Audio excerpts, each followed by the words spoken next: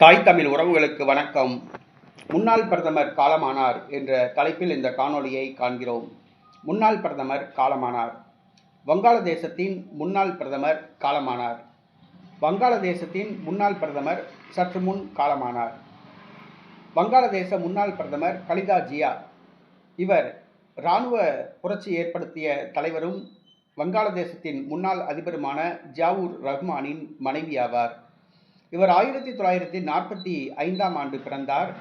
1960ஆம் ஆண்டு ஜியாவுர் ரஹ்மானை திருமணம் செய்து கொண்டார். 1981ஆம் ஆண்டு ஜியாவுர் ரஹ்மான் படுகொலை செய்யப்பட்ட பிறகு வங்காளதேச தேசியவாத கட்சியின் தலைமை பதவிக்கு கலிதா ஜியா வந்தார். இவர் அதற்கு பின் நடைபெற்ற 2 தேர்தல்களில் வெற்றி பெற்றார். 1991 முதல் 96ஆம் ஆண்டு வரையும் 2001 முதல் 2006ஆம் ஆண்டு வரையும் வங்காளதேசத்தின் பிரதமராக பதவி வகித்தார். ஊழல் வழக்குகளில் இவர் சிக்கினார். இவருக்கு சிறை தண்டனை விதிக்கப்பட்டது. தற்பொழுது ஊழல் வழக்குகளிலிருந்து விடுவிக்கப்பட்டார்.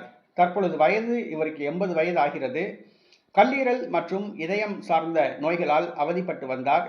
சற்று முன் காலமாகிவிட்டார். வங்காளதேசத்தின் உள்ள வங்கதேச தேசியவாத கட்சியின் தலைவராக கலிதா ஜியாவின் மகன் தாரிக் அராஃபத் அவர்கள் கட்சியை இனி வழிநடத்துவார் என்று எதிர்பார்க்கப்படுகிறது. நடைபெறவுள்ள பாராளுமன்ற தேர்தலில் பிரதமர் வேட்பாளராக தாரிக் முன்னிறுத்தப்படுவார் என்று கூறப்படுகிறது.